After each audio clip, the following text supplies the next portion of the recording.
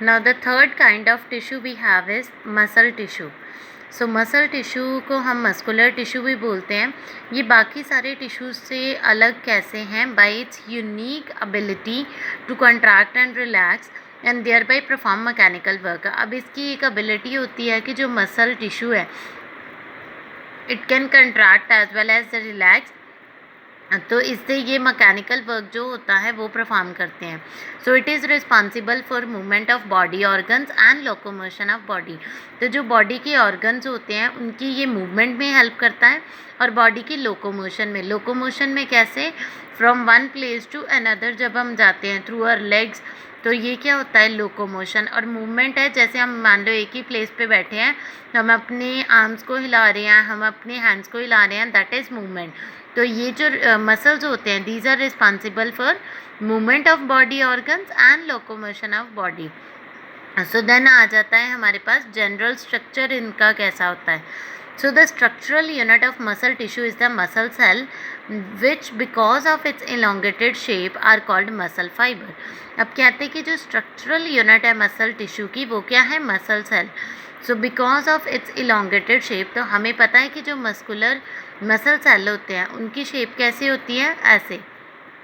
ये जो साइड से पॉइंटेड होता है, यहाँ से ऐसे होगा, तो सेंटर से ये थिक होता है, एंड से ये पॉइंटेड होता है. ठीक है. तो अब कहते हैं कि बिकॉज इसका इलोंगेटेड शेप है इसकी वजह से इन्हें हम मसल फाइबर भी कहते हैं. तो जो इसकी कंट्रैक्शन है that is due to the contractile protein.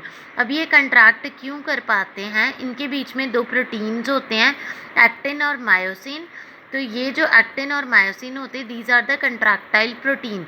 These are the basic protein which bring about the contraction of the muscles into the muscle fibres. So जो प्लाज्मा मेम्ब्रेन है मसल सेल की, इसे हम बोलते हैं सार्कोलेमा. अब जैसे देखो एक सिंपल सेल होता है, तो सिंपल सेल की बाहर होती है प्लाज्मा मेम्ब्रेन, देन ये आता है साइटोप्लाज्म, बीच में आ जाता है न्यूक्लियस. ठीक है.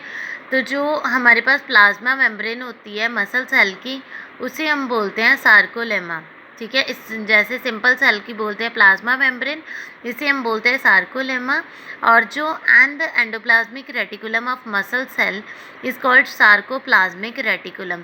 तो सेल के अंदर जो होता है एंडोप्लाज्मिक रेटिकुलम, मसल के सेल में उसे हम एंडोप्लाज्मिक रेटिकुलम को बोलते हैं सार्कोप्लाज्मिक रेटिकुलम. और जैसे हम सिंपल वर्ड यूज़ करते हैं साइटोप्लाज्म, और जो साइटोप्लाज्म होता है मसल सेल में उसको हम बोलते हैं सार्कोप्लाज्म. ठीक है. Then general function of muscular tissue. अब ये जो मस्कुलर टिश्यू होता है इसके क्या फंक्शन है? So first one is it support the bones and other organs of the body. अब आपको पता है कि जितनी भी हमारी बोन्स है उसके साथ अटैच होते हैं मसल, तो ये एक तो बोन्स को सपोर्ट करता है, देन जितने भी बाकी ऑर्गन्स है बॉडी में ये उन्हें भी मसल्स क्या करते हैं? सपोर्ट करते हैं. कैसे करते हैं ये आगे हम टाइप्स में पढ़ेंगे. देन आ जाता है muscles cause peristalsis of gut, heart beat, production of sound etcetera.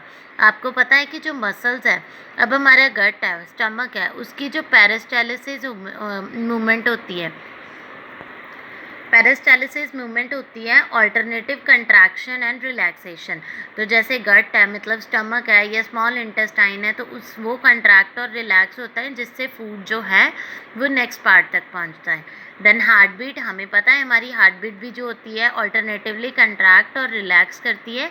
और जो प्रोडक्शन ऑफ साउंड, तो जब हमारी साउंड प्रोड्यूस होती है तो ये कैसे होता है? जैसे वोकल कॉर्ड्स होती है, मैंने आपको 8th में भी पढ़ाया है, ये मसल्स की बनी होती है ना. तो जब इनके बीच में से एयर निकलती है तो ये वाइब्रेट करती है जिससे साउंड प्रोड्यूस होता है.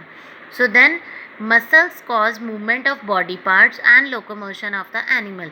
तो आपको पता है जो आपके बॉडी पार्ट्स हैं वो भी कैसे मूव करते हैं? ड्यू टू द मसल्स और लोकोमोशन ऑफ द एनिमल्स.